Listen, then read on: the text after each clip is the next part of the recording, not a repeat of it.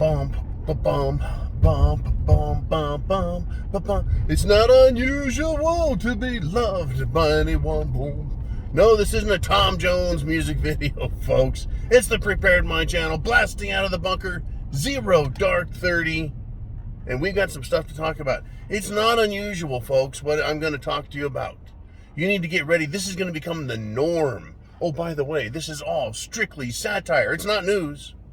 Oh no, it's not political advice, it's not medical advice, it's not military advice, it's not advice of any kind.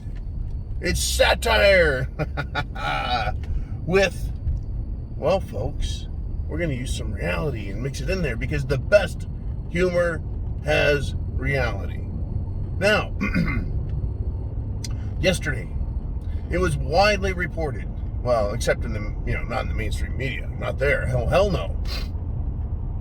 Widely reported that a college professor, now, I mean, typically, when you talk about college professors, you talk about someone who's supposed to be smart, educated, oh, so worldly, right? They're supposed to know what the hell is going on. Supposed to, good. Well, here we are. Do they? Do they know what's going on? So, college professors on campus see some kids with an anti-abortion table. They're making a statement. They're expressing their thoughts.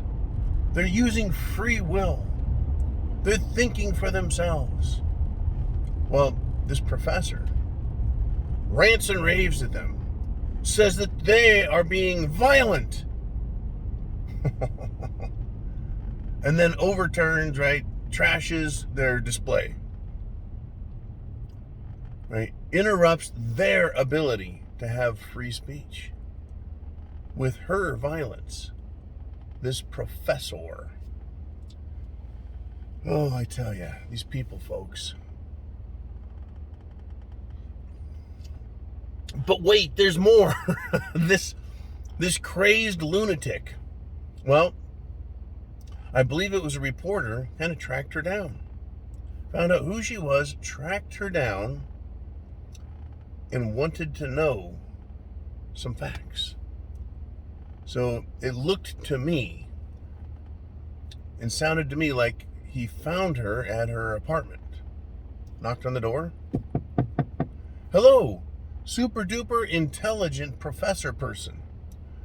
We would like to ask you some questions. Something like that, I mean. How seemingly normal is that? Well, I'll tell you what. I wouldn't be happy if the media went to my door and started knocking. I would ask them to go away. I would tell them, your presence is not welcome. I invite you to leave. And please don't come back. Well, in this case, there was a reporter and a camera guy. Well, the professor came to the door. Some words were exchanged, and a machete was put to his throat. And the quote is, "I'm gonna chop you up." Now, folks, I've had a machete since I was in high school. Back in, I think, 1985, 84, 85, I bought a machete. U.S. serviceman's issue machete.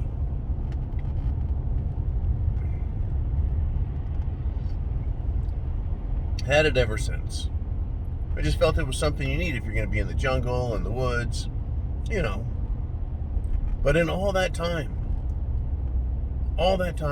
40 years approximately, I have never threatened anyone with a machete. Nope, never done it. Never threatened anyone with a machete, never harmed anyone. Never, never, never, never.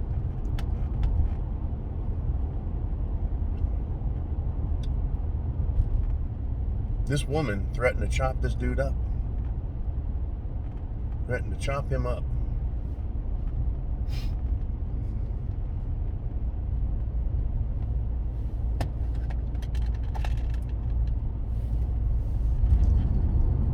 Well, she's now been fired.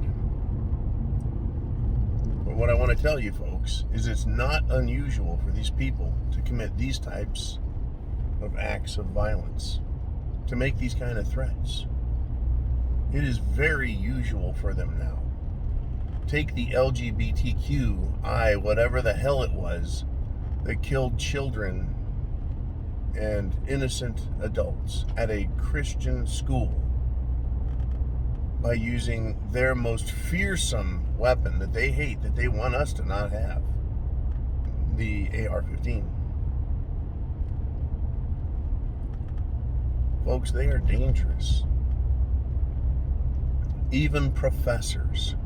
In fact, it is professors who are encouraging violence, who are teaching students that it's a violent aggression against them if someone says something they don't like. If someone says something they don't like, they consider it an act of violence. And if they believe that there's a hint of racial tension in there, if there's a hint of some kind of anti-gay, then guess what? They call it a hate crime.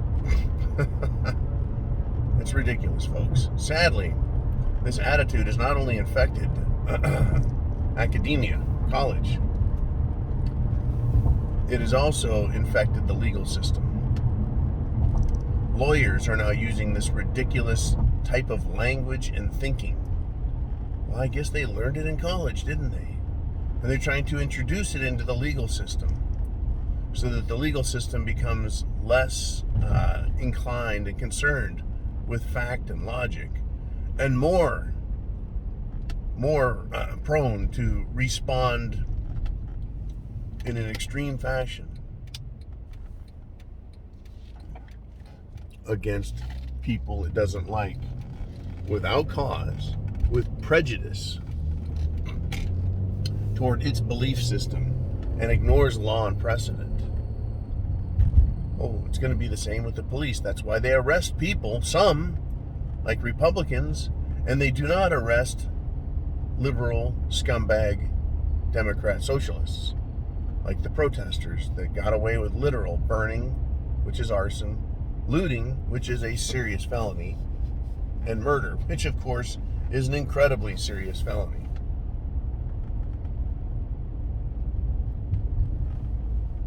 It's not unusual, folks. This is not a lone case. I wish I could say it were and go, woo, boy, we'll rue the day if this ever becomes common. Well, it's common now. It is very common for these threats, because that's what they are. They're threats of violence. But to pull a machete on someone, I mean, folks, the past, I don't know, it is an intelligentsia pastime to not fight, but to use logic and reason, to have a discussion or a debate, if you will, over who is right, who is wrong. Okay, that's using words and intelligence. Having an argument, if you will. Not a fight, but an argument. To argue, to see who has the better points, to see who has more points in their favor. Right? To make point after point after point and have it be coherent and cogent and matter. That's what they don't do, the left. They'll tell you their talking point, or they'll tell you a principle they believe in, and they'll have no facts to support it, other than a belief system provided conveniently by the college, by the news, by a politician, and that's all they have. A Fetterman, that's right, Senator Festerman aide, let it go yesterday that Festerman is perfectly fine with getting rid of the Second Amendment. I'm not surprised. That's not unusual at all. But it's being released. They want that out there. They want people to know that they're completely against logic and reason, and that they have no will or desire to leave our system in place. They want to dismantle it.